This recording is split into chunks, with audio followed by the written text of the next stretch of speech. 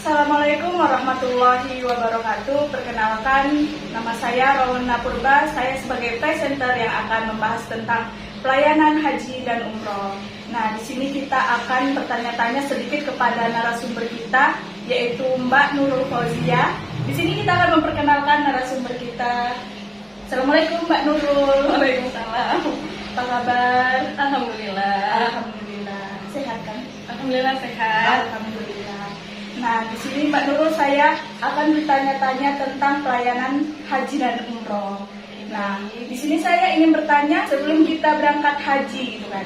Kita ini memiliki persiapan. Nah, di sini saya ingin bertanya kepada Mbak Nurul, persiapan apa yang harus kita siapkan untuk berangkat haji dan umroh tersebut? Nah, jadi persiapan-persiapan yang harus kita lakukan, yang pertama itu adalah perbanyaklah istighfar, zikir, berdoa, lalu selesaikanlah semua tanggung jawab kita seperti nafkah kita kepada keluarga, mungkin untuk yang laki-laki ya, atau juga hutang gitu. Lalu kita harus hidup sehat gitu ya, karena sehat itu mahal, apalagi sakit gitu ya, jadi mahal. Jadi kita harus sehat, dan juga pahamilah manasik haji itu bagaimana gitu, karena nggak mungkin kita ibadah tanpa ilmu ya kan. Kita harus paham dulu apa yang akan kita lakukan di sana gitu. Oke, berarti banyak persiapan yang harus kita siapkan, banyak. mulai dari diri kita, terus utang piutang kita, itu semua harus dipersiapkan. Masa berangkat haji tapi utangnya banyak di kamu, kan? Lucu kali kan. Lucu ya kan Mbak Nurul. Nah, selanjutnya Mbak Nurul, saya ingin bertanya, sebelum kita berangkat haji dan umroh itu apakah ada larangan-larangan yang dilarang dalam haji dan umroh tersebut?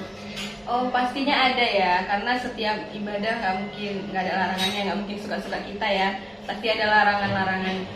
Larangan dalam haji itu yang pertama adalah kita tidak boleh memakai pakaian yang ketat atau transparan. Jadi sebagaimana layaknya kita beribadah kepada Allah ya, pakaian kita juga harus longgar gitu. Lalu kita tidak boleh membawa senjata tajam yang mungkin bisa membahayakan orang lain dan juga membahayakan diri kita.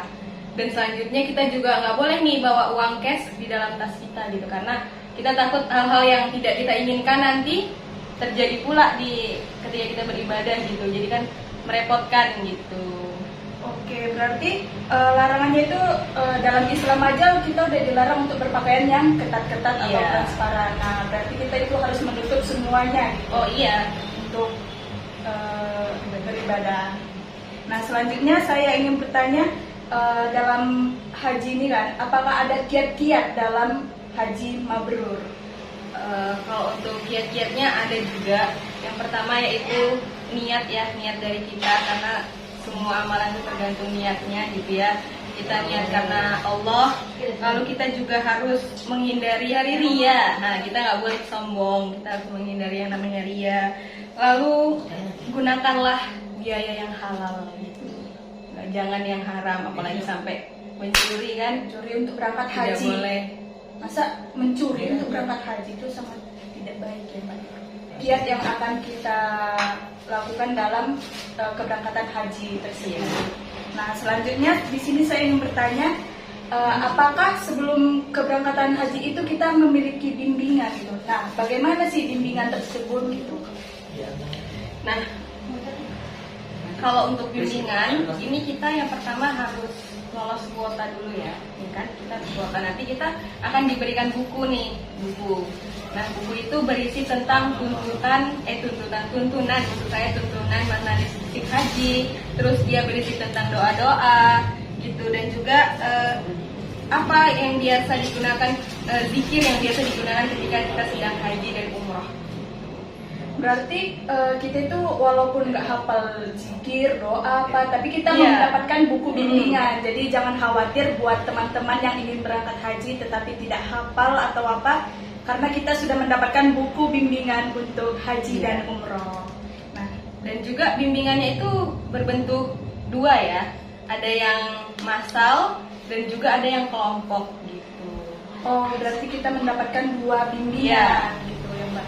Oke Mbak Nurul, terima kasih sebagai narasumber, terima kasih untuk ilmunya, semoga bermanfaat untuk kita semua. Nah, jadi buat teman-teman yang ingin berangkat haji dan umroh, kita jangan khawatir, tapi kita harus mempersiapkan diri kita terlebih dahulu. Nah, mungkin hanya sekian yang dapat kami sampaikan, dan narasumber kita, tepuk tangan terutama kepada narasumber kita. Oke, terima kasih Mbak Nurul. Terima kasih kembali. Kurang dan lebihnya kami mohon maaf. Assalamualaikum warahmatullahi wabarakatuh.